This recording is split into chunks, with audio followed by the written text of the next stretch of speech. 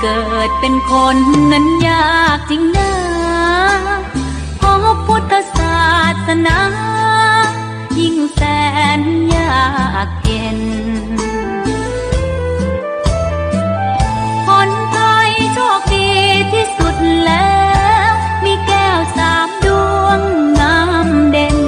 มีวัดซึ่งเป็นนาบุญยิ่งใหญ่มีศาสนาพุทธประจำชาติไทยอยากหล่ออยากสวยเราต้องรักษาศีลอยากมีอันจะกินต้องหมั่นทำบุญทำทานเอาไว้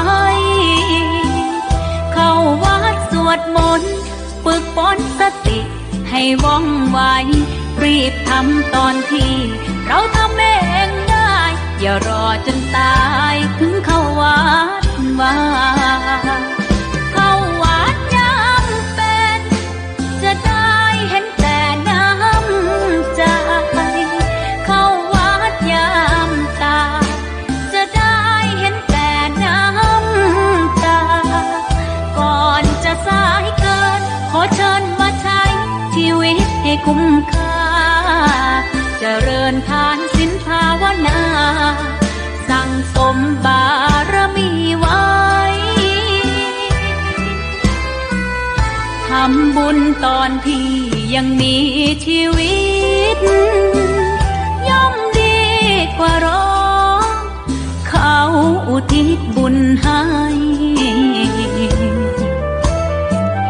อย่ามัวหลงเพลินเดินห่างวัด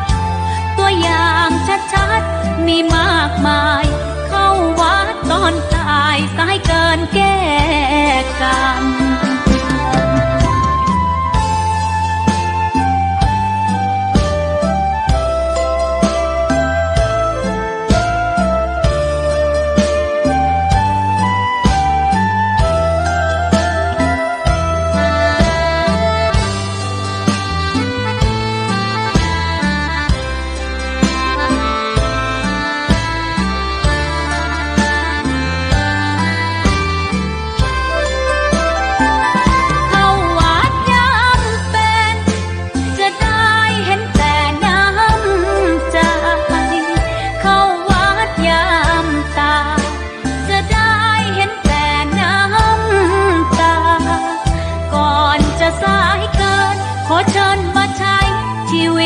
คุ้มค่าเจริญทานศีลภาวนาสั่งสมบารมีไว้ทำบุญตอนที่ยังมีชีวิตย่อมดีกว่ารอเขาอุทิศบุญให้อย่ามัวอย่างชัดๆมีมากมายเข้าวัดตอนตายสายเกินแก้กรรมเข้าวัดยามเป็นผลบุญหนุนนำเข้าวัดยามเป็นจะได้เห็นแต่น้ำใจเข้าวัดยามตายจะได้เห็นแต่น้ำตา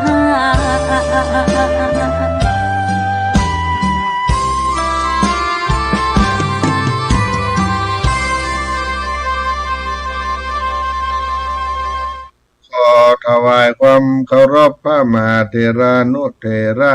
ครูบาอาจารย์เจ้าทั้งหลายจุตนจุองค์เจริญสุขเจริญธรรมจงได้บังเกิดมีแก่ท่านสาธุชนพุทธบริษัททั้งหลายที่ได้สดับรับฟังธรรมะกันทางสถานีวิทยุธรรมะคลื่น FM 104.50 เมกะเฮิรตซ์วัดฝายหินตำบลสุเทพอำเภอเมืองจังหวัดเชียงใหม่โดยท่านอาจารย์พระครูสมุวิสุวัฒน์วรกิจโจเป็นเจ้าของผู้ ดำเนินการถ่ายทอดไลฟ์สดไลฟ์ทีวีออนไลน์ต่างๆท่านพุทธศาสนิกชนทั้งหลายได้สดับรับฟังกันไปทุกเมื่อทุกยามตลอดวันตลอดคืน24 ชั่วโมงฟังได้ตลอดเวลาเป็นประโยชนะให้กับพี่น้องท่านสาธุชนทั้งหลายเป็นอย่างยิ่งเมื่อค่ำยามเย็นในวันนี้วันจันทร์ที่10 กุมภาพันธ์พุทธศักราช 2568 เดือน 5 เหนือออก13 ค่ำวันนี้ก็ได้มาพบกับท่านสาธุชนทั้งหลายช่วงบ่ายมาได้เข้ารายการเนื่องจากไปทำภารกิจในการที่ทางสาธารณสุขจังหวัดเชียงใหม่เพิ่นได้มาบริการตรวจสุขภาพพระภิกษุสามเณรทั้งหลายที่วัดสลีโสดาตลอดถึงเกี่ยวกับการดูแลในภายในช่องปากเรื่องฟันเรื่องสุขภาพเพื่อพระภิกษุสามเณรจนบ่ายจนนี่ก็ยังบัดเสร็จแล้วดีก็เลยบัดได้เข้ารายการสถานีช่วงเวลาภาคบ่ายโมงบ่าย2อย่างนี้เป็นต้นหรือว่าทางอาจารย์เปิ้นได้ถ่ายทอดสดไลฟ์สดทางใดก็ยังบัดได้เปิดฟังในช่วงบ่ายแต่ก็ได้ฟังข่าวสารกันไปหลังจากที่เข้ามาห้องส่งนี่ก็ได้รับฟังข่าวสารกันจัดงานพระราชทานเพลิงศพบาอ้ายวัดพระเจดีย์เสาหลังพระราชจินดานายกก็บัดจินดาพรนี่เนาะก็ลืมไปละแต่ว่าก็คุ้นเคยกับเปิ้นอยู่สมัยเมื่อท่านอาจารย์มหานพดลเป็นสหธรรมิกกันเนี่ยเป็นเพื่อนเป็นก้อกันก็มาเฮียนอยู่ที่วัดสลีโสดาก็ได้มีความรู้จักคุ้นเคยกันได้มาอยู่ที่วัดสลีโสดาแห่งนี้เพื่อได้ศึกษาในระดับปริญญาตรีของมหาวิทยาลัยราชภัฏเชียงใหม่สมัยนั้นก็30 ปีที่ผ่านมาแล้วก็ได้มาอยู่มาอาศัยกันก็มีความคุ้นเคยกันรู้จักมากคุ้นอายุรุ่นราวคราวเดียวกันก็ไปเยี่ยมไปเยียนท่านครูบาอ้ายอยู่ที่วัดเจดีย์เสาหลังเพิ่นก็มีอัธยาศัยจัดดีความเมตตาต้อนรับอาคันตุกะเข้าน้ำอาหารต่างๆของครบของฉันเพิ่นก็เมตตาถวายเวลาไปเยี่ยมไปแอวนะครับท่านมหานพดลเจ้าคณะอำเภอวังเหนือปัจจุบันนี้ก็ญาติโยมได้ฟังสาระข่าวสารรายละเอียดต่างๆก็มานึกถึงท่านที่อาจารย์พระมหาสมชาติเพิ่นได้ออกอากาศไปแล้วก็ได้คุ้นเคยกับเปิ้นอยู่พอสมควรอยู่สมัยนั้นเมื่อได้เป็นพระธรรมยริกกับท่านมหานพดลขึ้นดอยขึ้นป่าขึ้นเขาไปแวะไปเยี่ยมท่านครูบาอดีตเจ้าวาดวัดพระเจดีย์เสาหลังหรือที่ปรึกษาเจ้าคณะจังหวัดท่านครูบาอ้ายตุลุงอ้ายพระราชจินดานายกหรือถ้าจำมาพิษเนาะก็ญาติโยมก็ไปร่วมกินร่วมทานกันได้เนาะเพิ่นเป็นพระมหาเถระที่มีความเมตตามีความน่าฮักเป็นคนที่อัธยาศัยดีอุจาบะแข็งกระด้างอ่อนนวลให้ความเมตตาต่อพระเนรลูกหลานเป็นอย่างยิ่งก็ได้มีโอกาสอาตมาภาพก็ จะได้ไปกราบสรีระสังขารท่านก่อนที่จะได้พระราชทานเพลิงศพถ้ามีเวลาเพราะว่าได้รับข่าวสารตะกี้เนาะบางครั้งก็บอก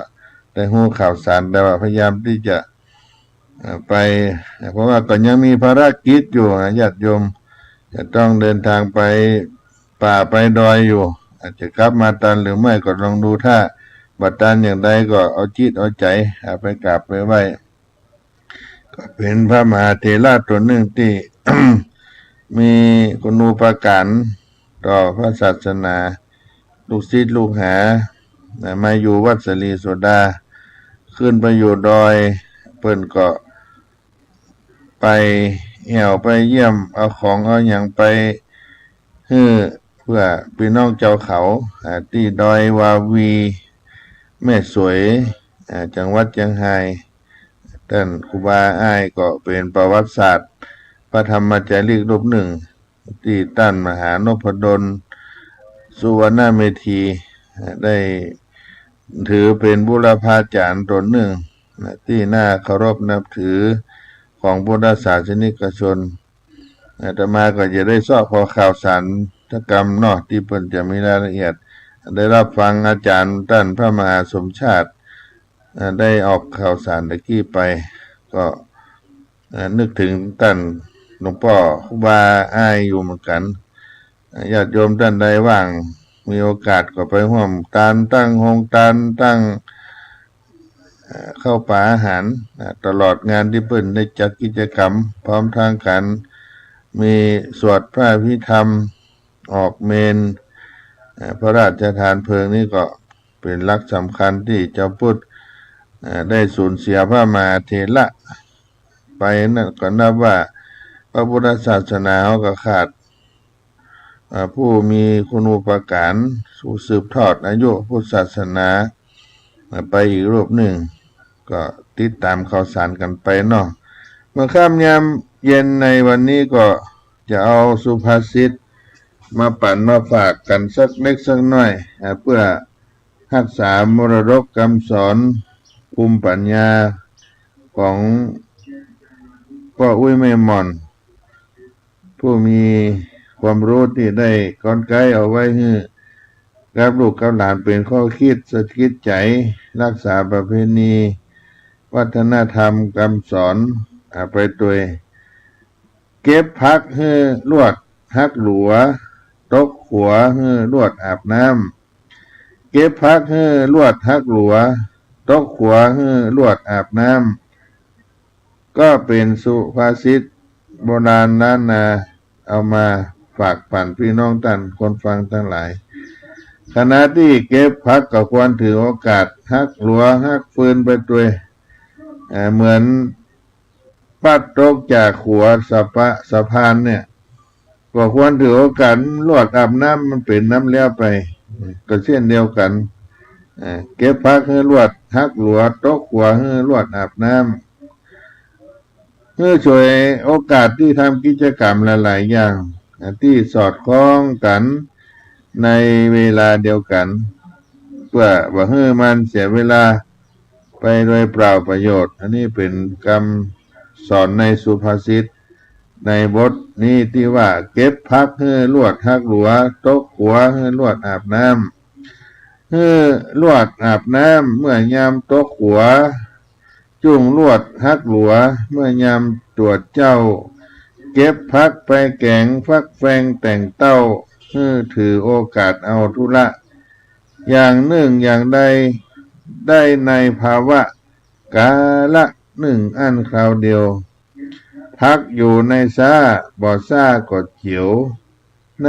มือมีเขียวบ่อเข้าก่อหญ้าลวดอาบน้ำเมื่อยามโต๊ะขัวจุ่งลวดฮักหลัวเมื่อยามตรวจเจ้าเก็บพักไปแกงฟักแฟงแต่งเต้าถือโอกาสเอาธุระอย่างหนึ่งอย่างใดอย่าได้ภาวะ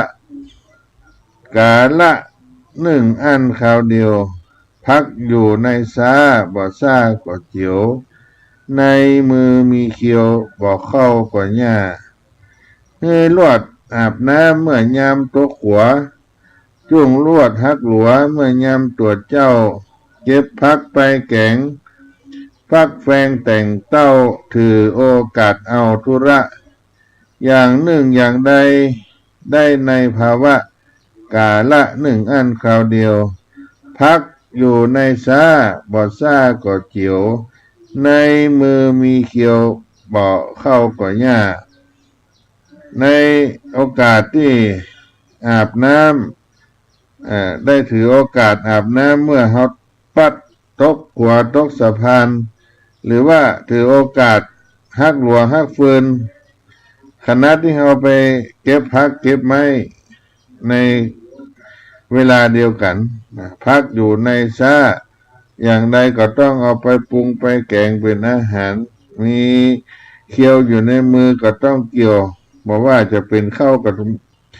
อาจจะเป็นหญ้าแล้วก็ถือโอกาสอันเดียวนั้นเฉยโอกาสทำกิจกรรมเพื่อ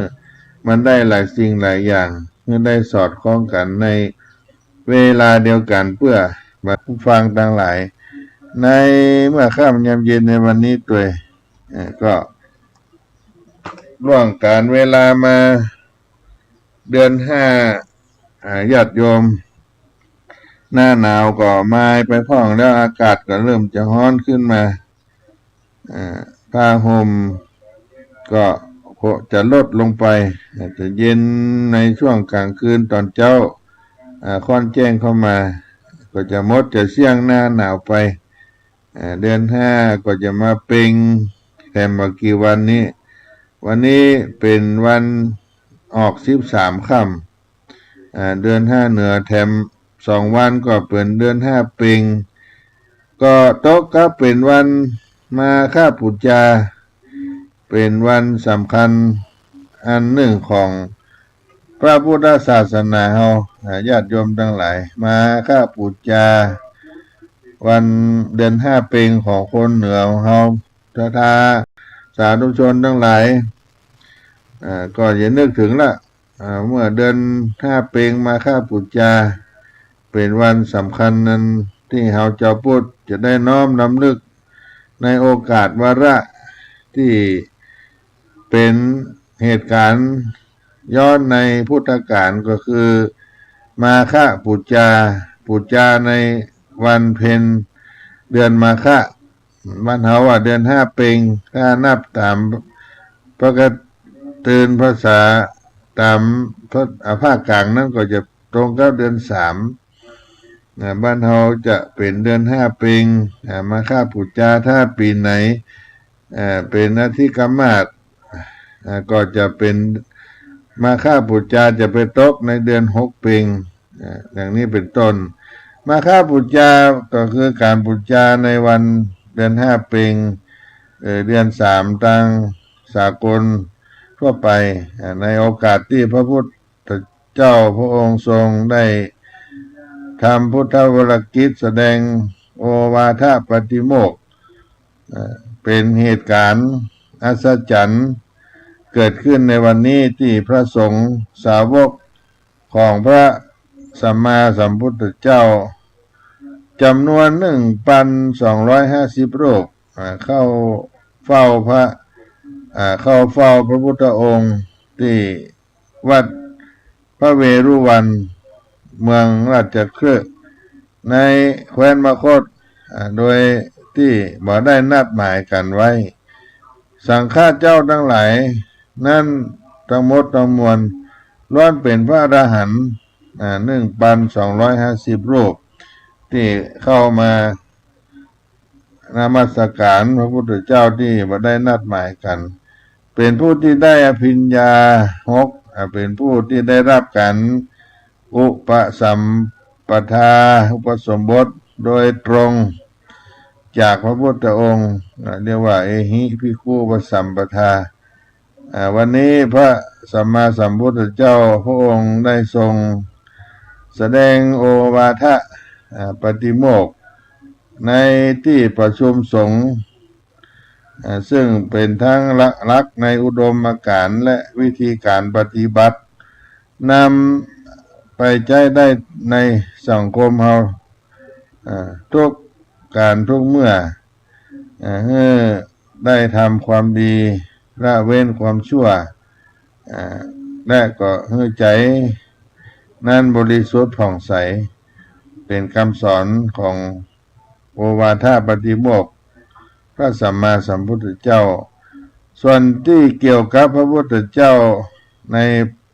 มาฆปุจจานั้นหลังจากพระพุทธองค์ได้ตรัสรู้ได้9 เดือนและก็ขณะนั้นเมื่อเสร็จพุทธกิจแสดงธรรมที่ถ้ำสุกระขาตาแล้วก็ได้เสด็จมาประทับที่วัดพระเวรุวันเมืองราชคฤห์ในแคว้นมคธประเทศอินเดียในปัจจุบันนี้วันนั้นก็ตรงกับมาฆเดือน3หรือเดือน5ของทางเหนือของนี้ในเวลาบ่ายอรหันตสาวกของพระพุทธเจ้าได้มาประชุมพร้อมกันสถานที่อันประทับของพระพุทธเจ้าแห่งนี้ที่พระเวรุวันมหาวิหารในเมืองราชคฤห์นั้นเหตุการณ์ที่มีองค์ประกอบเกิดขึ้นเป็นที่อัศจรรย์ก็เรียกว่าจาตุรงกสันนิบาตจาตุรงกสันนิบาตก็แยกเป็นศัพท์ได้ว่าจาตุระแปลว่า4องค์องค์เนี่ยแปลว่าส่วนสันนิบาตแปลว่าประชุมฉะนั้นจาตุรงกสันนิบาตก็จึงหมายความว่าการประชุมด้วยองค์4ก็คือเหตุการณ์พิเศษที่เกิดขึ้นพร้อมกันในวันนี้มีอยู่4อย่างที่ได้เป็นสันนิบาตการประชุมโดยพร้อมกันจาตุรงกสันนิบาต1นั่นเป็นวันที่พระสงฆ์สาวกของพระพุทธเจ้าจำนวน 1,250 รูปมาประชุมพร้อมกันที่เวรุวันวิหารในเมืองราชคฤห์โดยที่บ่ได้นัดหมายกันไว้ต่างคนก็ต่างมากราบพระพุทธเจ้ามี 1,250 รูปสันนิบาตอันที่2ก็คือพระสงฆ์เหล่านั้นล้วนเป็นเอหิภิกขุปสัมปทาเป็นผู้ที่ได้รับอุปสมบทโดยตรงจากพระพุทธเจ้าก็เป็นข้อที่2ในการประชุมด้วยองค์4จาตุรงกสันนิบาตอันที่3พระภิกษุสงฆ์ทุกองค์ที่ได้มาประชุมในครั้งนั้นล้วนแต่เป็นผู้ได้บรรลุเป็นพระอรหันต์แล้วทุกพระองค์นี่เป็นเหตุการณ์ที่พิเศษอัศจรรย์ที่ข้อที่3แล้วก็เป็นวันที่พระจันทร์เสวยมาฆฤกษ์เต็มดวงเสวยมาฆฤกษ์ก็คือเดือนเพ็ญเดือน5เพ็ญเดือน3เพ็ญของภาคกลางสากลในญาติโยมรวมแล้วก็เป็น4ประการ4องค์ในจาตุรงกสันนิบาตเหตุการณ์ทั้ง4ประการนี้เกิดขึ้นพร้อมกันโดยที่เขาเรียกว่าจาตุรงกสันนิบาตเป็นอัศจรรย์ที่เกิดขึ้นในครั้งนั้นในวันมาฆปุจจาเพราะฉะนั้นมูลเหตุนี้เหตุการณ์ในครั้งนั้นก็มีที่ได้กล่าวในพระพุทธศาสนาของเขาก็คือหลังจากที่พระพุทธองค์ได้ตรัสรู้ในเดือน8เพ็ญหรือว่าวันขึ้นชีมาค่ำเดือน6ของสากลทั่วไปเนี่ยวันวิสาขปุจจาได้ทรงประกาศพระพุทธศาสนาพระอรหันตสาวกได้ออกไปจาริกเผยแผ่พระพุทธศาสนาในสถานที่ต่างๆล่วงแล้วพ ผ่านไปได้9 เดือนในวันที่ใกล้พระจันทร์เสวยมาฆฤกษ์เดือน5เพ็ญพระอรหันต์เจ้าทั้งหลายต่างก็ได้ระลึกว่าวันนี้เป็นวันสำคัญของศาสนาพราหมณ์วันนี้เป็นวันสำคัญของศาสนาพราหมณ์อันเป็นศาสนาตนที่ได้นับถืออยู่เดิมก่อนที่จะหันมานับถือพระธรรมวินัยของพระพุทธเจ้าและในลัทธิศาสนาเดิมนั้นเมื่อถึงวันเพ็ญเดือนมาฆะเหล่าศรัทธาพราหมณ์ลัทธินิยมก็ถือว่าเป็นวันศิวาราตรีโดยจะได้บูชาพระศิวะการลอยบาปล้างบาปด้วยน้ำแต่มาบัดนี้ตนได้เลิกนับถือการบูชาเหล่านั้นได้หันมานับถือพระธรรมวินัยของพระพุทธเจ้าแล้วก็จึงควรไปเข้าเฝ้าบูชาฟังพระสัทธรรมของพระพุทธเจ้าอรหันต์ทั้งหลายเหล่านั้นซึ่งเคยปฏิบัติศิวาราตรีอยู่เดิมก็จึงเกิดในใจของแต่ละองค์ละท่านไปเข้าเฝ้าพระพุทธเจ้าเป็นอย่างนี้โดยที่ว่าบ่ได้นัดหมายกันญาติโยมทั้งหลายบ่มีไลน์บ่มีเฟซบ่มีสื่อสารโทรศัพท์อย่างแต่ด้วยนึกในเหตุการณ์นี้จึงได้มาเข้าพุทธองค์เข้าเฝ้าแล้วก็เป็นเหตุการณ์ที่บ่ได้นัดหมายอันนี้จำนวนทั้งหมด 1,250 รูปที่ได้พร้อมกันในเดือนมาฆบูชาญาติโยมทั้งหลายเมื่อมาแล้วก็ได้รับฟังธรรมจากพระพุทธเจ้าอันเป็นคำสอนนั้นสำคัญยิ่งในพระพุทธศาสนาเรียกว่าโอวาทปาติโมกข์โอวาทปาติโมกข์เป็นยอดคำสอนหัวใจของพระพุทธศาสนาเป็นหัวใจของธรรม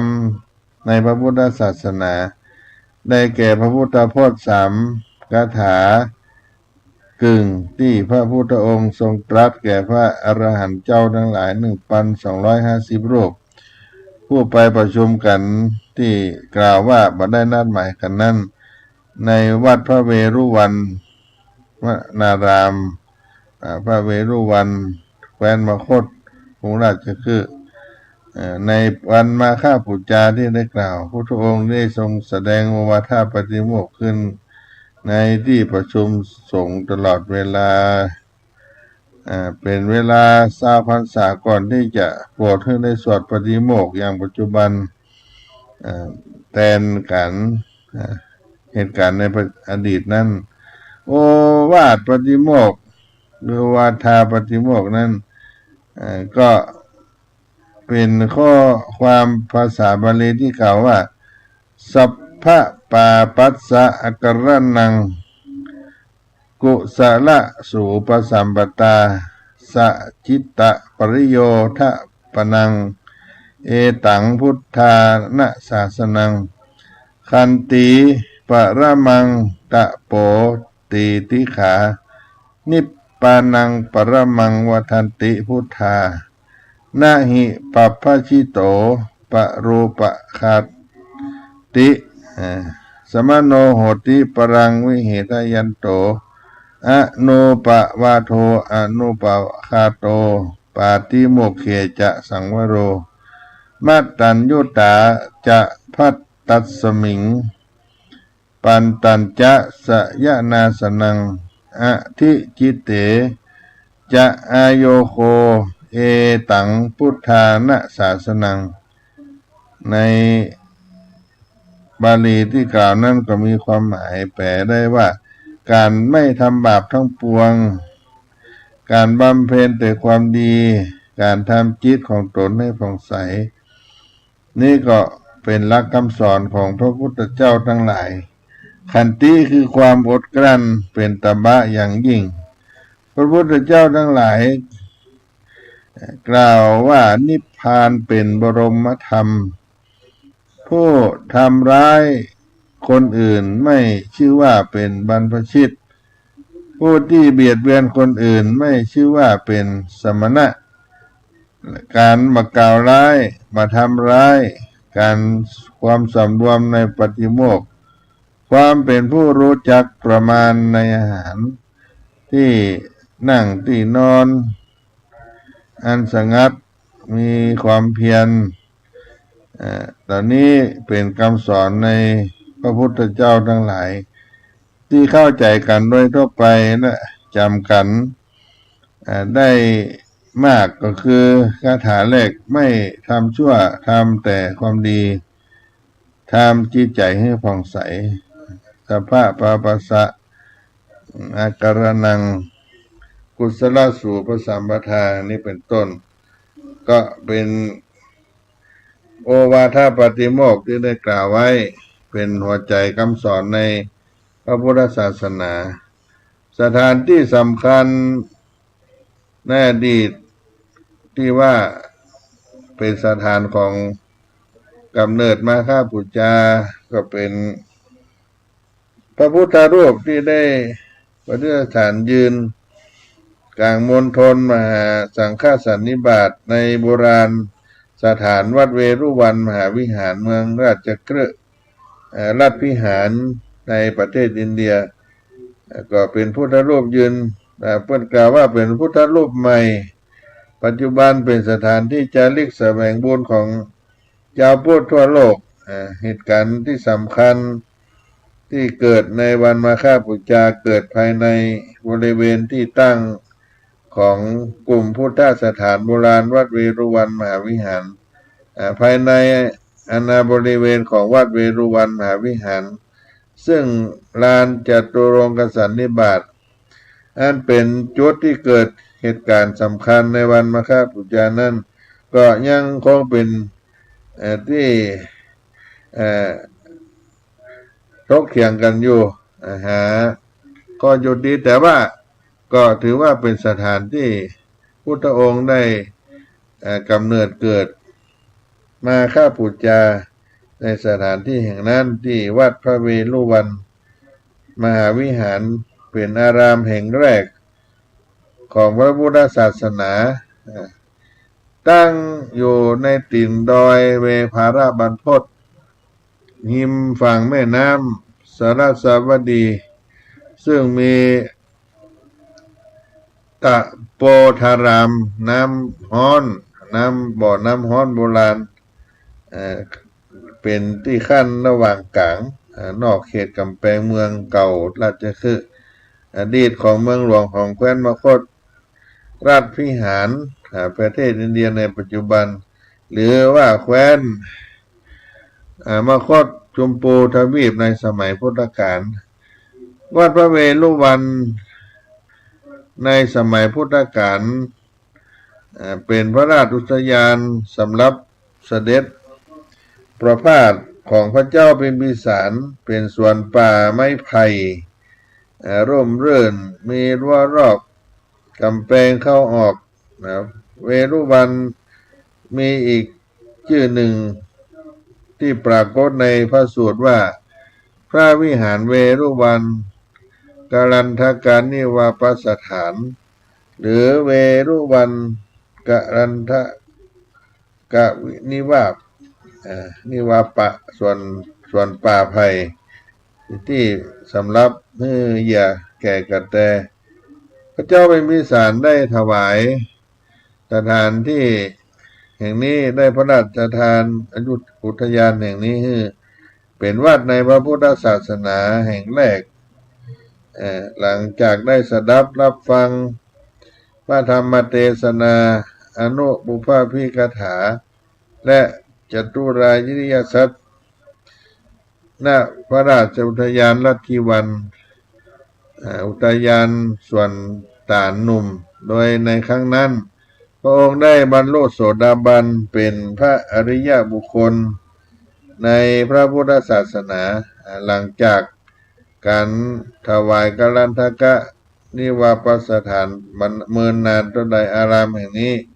ก็ได้ใช้เป็นสถานที่สำหรับพระสงฆ์ที่มาประชุม จาตุรงกสันนิบาตครั้งยิ่งใหญ่ใน พระพุทธศาสนาอันเป็นเหตุการณ์ที่ได้เรียกว่ามาฆะเหตุการณ์ที่สำคัญที่เกิดในวันมาฆบูชาที่ได้กล่าวไปในเบื้องต้นนั้นแล้วก็เวลุวันวัดนี้หลังที่พุทธองค์ได้ปรินิพพานไปแล้ววัดเวลุวันก็ได้รับการดูแลมาโดยตลอดโดยเฉพาะมูลคันธกุฎีที่มีพระสงฆ์อยู่เฝ้าดูแลทำการเจ็ดถูปูลาดอาสนะปฏิบัติต่อสถานที่ที่พระพุทธเจ้าเคยได้มาประทับอยู่ทุกแห่งก็เหมือนสมัยที่พุทธองค์ทรงได้มีพระชนชีพหรือว่าเมื่อพุทธเจ้ายังตนอยู่โดยที่ประกาศปฏิบัติกันมาอย่างนี้ติดต่อกันมายาวนานนับเป็นพันปีเหตุการณ์นี่ก็รำลึกถึงพระพุทธองค์เป็นเหตุการณ์วันมาฆบูชาที่เกิดขึ้นคนที่ไปแสวงบุญไปกลับไปไหว้ก็นึกได้ถึง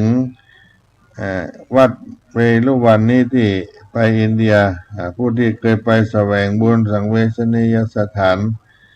เข้าไปราชคฤห์ไปเขาขี้จะกูดไปตะโพธารามก็ถือว่าเป็นสถานที่ไปแล้วก็บิ่มบุญปลื้มใจเป็นอย่างยิ่งนี่ก็เป็นเหตุการณ์ที่อาตมาได้กับญาติโยมว่าเหตุการณ์ที่เกิดขึ้นเรียกว่ามาฆบูชาเป็นวันสำคัญในทางพระพุทธศาสนาปีนี้ก็จะตรงกับวันพุธที่12วันพุธที่12กุมภาพันธ์2568ที่จะมาถึงในแถม2วันไปหน้านี้ญาติโยมนี่ก็รำลึกถึงวันสำคัญในทางพระพุทธศาสนาที่เราได้กินได้ทานได้รำลึกนึกถึงมากันโดยตลอดเพราะฉะนั้นญาติโยมสาธุชนทั้งหลายก็ควรจะเตรียมเนื้อเตรียมตัวกันได้กินได้ทานในวันสำคัญในทางพระพุทธศาสนาที่ได้กล่าวมานี้ก็จะพักสักกรรมก่อนเนาะญาติโยมได้ฟังเสียงเพลงในคีตาธรรมรายการวัดสลีโสดาพระอารามหลวงอาตมาภาพท่านพระครูปัญญาสังฆการได้มาดำเนินรายการเป็นตัวแทนคณะสงฆ์วัดสลีโสดาคณะพระธรรมจาริกทั้งหมดทั้งมวลเนาะ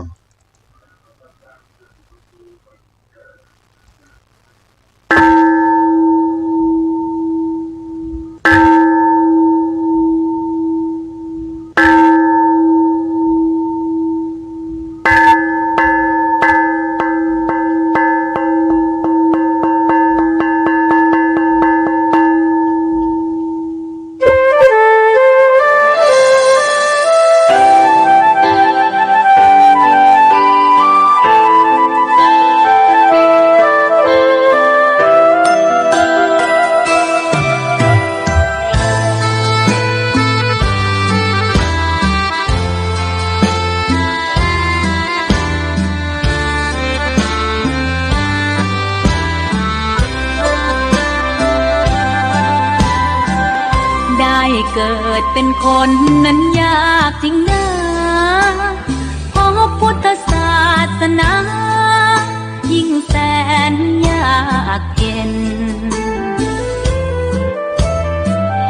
คนไทยโชคดีที่สุดแล้วมีแก้ว3 ดวงงามเด่น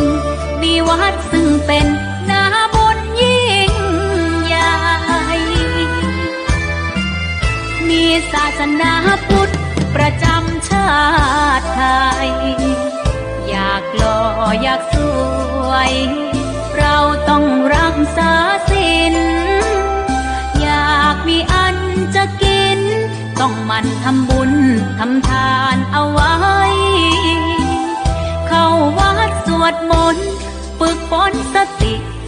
ว่องไวรีบทำตอนที่เราทำเองได้อย่ารอจนตายถึงเข้าวัดว่าเข้าวัดยังเป็นจะได้เห็นแต่น้ำใจเข้าวัดยามตาจะได้เห็นแต่น้ำตาก่อนจะสายเกินขอเชิญมาใช้ชีวิตให้คุ้มค่าเจริญทานศีลภาวนาสั่งสมบารมีไว้ทำบุญตอนที่ยังมีชีวิตย่อมดีกว่ารอเขาอุทิศบุญให้อย่ามัวหลงเพลินเดินห่างวัดตัวอย่างชัดๆมีมากมายเข้าวัดตอนตายสายเกินแก้กรรม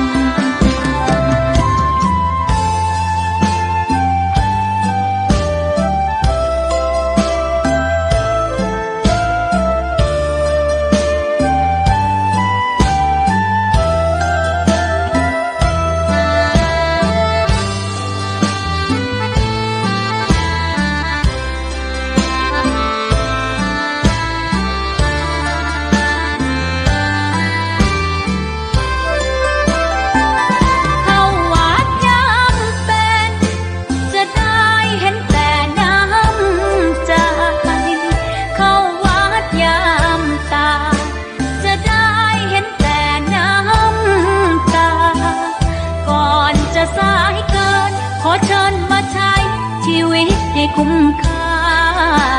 เจริญทานศีลภาวนาสั่งสมบารมีไว้ทำบุญตอนที่ยังมีชีวิตย่อมดีกว่ารอเขาอุทิศบุญให้อย่ามัวหลงเพลินเดินห่างวัด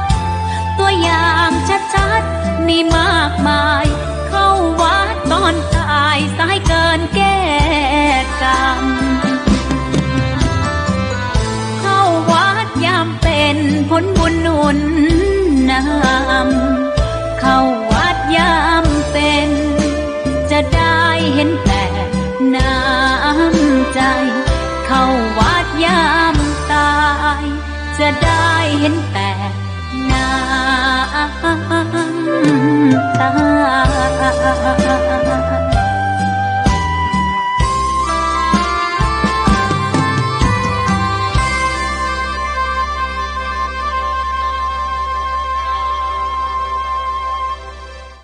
ก็มาถึงช่วงท้ายรายการธรรมะสาระธรรมวัดสลีโสดาพระอารามหลวงจังหวัดเชียงใหม่ดำเนินการโดยอัตมภาพท่านพระครูปัญญาสังฆการหรือท่านพระครูพรหมินทร์ผู้ช่วยเจ้าอาวาสวัดสลีโสดาพระอารามหลวงจังหวัดเชียงใหม่พระธรรมจาริกได้มาโอ้จากันถึงมาฆปุจจาปีนี้2568ก็ตรงกับวันพุธขึ้น15ค่ำเดือน5เหนือเป็นเดือน5เพ็งที่ได้กล่าวไปถึงความสำคัญที่ผ่านมาแล้วก็ญาติโยมก็จะมีกิจกรรมใส่บาตรเรียนเตียน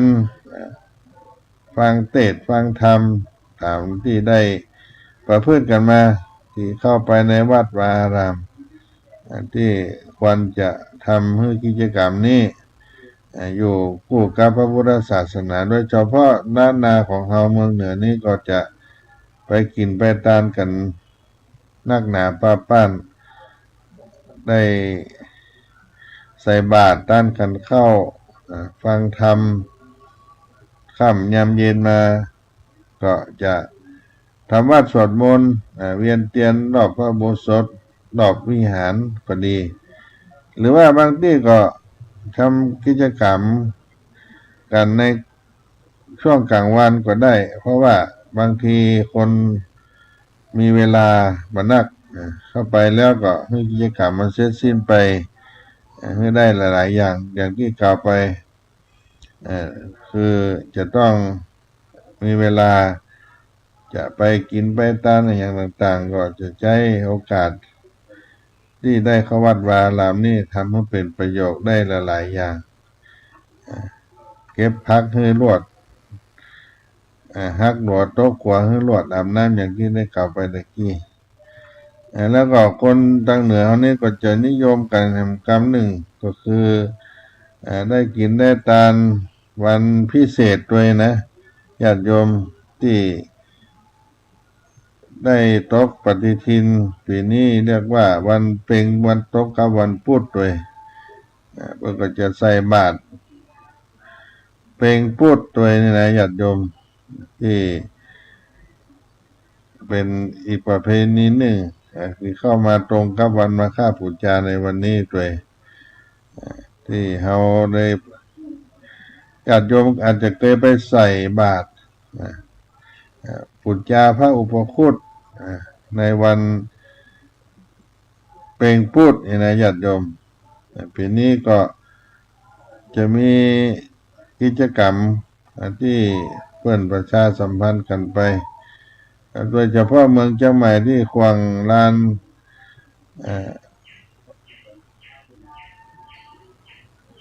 ทางตัวเมืองเชียงใหม่วัดอุปคุตก็ดีพุทธสถานถนนย่านตาแปรเหล่านั้นมันก็จะมีการใส่บาตรเพ็งพุธเช่นเดียวกันแล้วก็บางที่ก็ทำใส่บาตรนัดหมายกันโดยพระภิกษุสามเณรจะรับบิณฑบาตในวันเพ็งพุธเพื่อเกิดความเป็นสิริมงคลแต่ว่าเรื่องราวมันก็มีแถมนักหนาป้านหลายอย่างอยู่แต่วันนี้ก็ได้มาอู้มาจากันเพื่อสกิดให้พี่น้องทั้งหลายว่าจะมีเห็นพิธีทำบุญอันหนึ่งมันตรงกับมาฆบูชาก็คือตรงกับวันพุธหรือว่าจะได้ใส่บาตรเพ็งพุธเชื่อว่าพระอุปคุตที่เป็นพระอรหันต์ที่บันดาลโชคลาภวาสนาได้ออกจากการเข้าฌานสมาบัติใต้ท้องสายดือทะเลแล้วก็มาแปลงกายเป็นนิดน้อยออกมาโปรดสัตว์โลกเชื่อกันว่าผู้ใดได้ทำบุญตักบาตรวันอุปคุตเพ็งพุธนี้ก็จะได้มีบุญมีกุศลมีโชคมีใจบังเกิดความเปลี่ยนมงคลสิริมังคละแต่แก่ชีวิตของตัวเองเพราะฉะนั้นก็ได้ร่วมกินร่วมทานตลอดวันเลยนะญาติโยมทั้งกลางวันกลางคืนทำบุญกันได้ในเชียงใหม่ที่จะจัดกันก็ที่ขวางประตูต้าแปรวัดอุปคุตเพิ่นก็จะเอาข้าวสารอาหารแห้งยารักษาโรคเอาไปใส่เป็นของใส่บาตรในเวลาเที่ยงคืนของเดือนเพ็งพุธนะญาติโยมแล้วก็ที่ใกล้ๆวัดสรีสดานี่ก็มีวัดสวนดอกในค่ำคืนของวันที่11 กุมภาพันธ์ 2568ตั้งแต่เวลา 22 นาฬิกาเป็นต้นไปที่ขวางประตูต้าแปรย่านวัดอุปคุตก็จะทำประมาณ 22 นาฬิกาเหมือนกันในคืนของวันอังคารที่11 กุมภาพันธ์เพราะฉะนั้นใครที่มีโอกาสจะไปใส่บาตรอุปคุตในเมืองเชียงใหม่ก็ไปได้เนอะที่วัดอุปคุตขวางย่านถนนประตูต้าแปรแล้วก็มาที่วัดสวนดอกเนี่ยญาติโยมก็ได้ทำบุญกินทานต่างจังหวัดอื่นเพื่อนก็คงจะมีกันจัดอยู่หลายที่จังไห้ลำปางพะเยาแพร่น่านลำพูนก็ส่วนมากก็จะเอากันในวันที่11 กุมภาพันธ์เข้าข้ามคืนไปถึงในวันเดือนเพ็งอย่างนี้เป็นต้นวันนี้ก็มาเล่ามาจ๋ากันกับพี่น้องต่างคนฟังไว้เพียงตัวอีกก่อนก้อยป้าก้อยพบกันในครั้งต่อไปในสาระเสียงธรรมวัด สลีโสดาพระอารามหลวงท่านพระครูปัญญาสังฆการ หรือท่านพระครูพรหมินทร์ได้มาอู้มาจ๋ามาปะมาพบพี่น้องคนฟัง ขอให้อยู่เย็นเป็นสุขกันทุกผู้ในคนจะตาโลธรรมาวัฏันติ อายุวันโนสุขังพลัง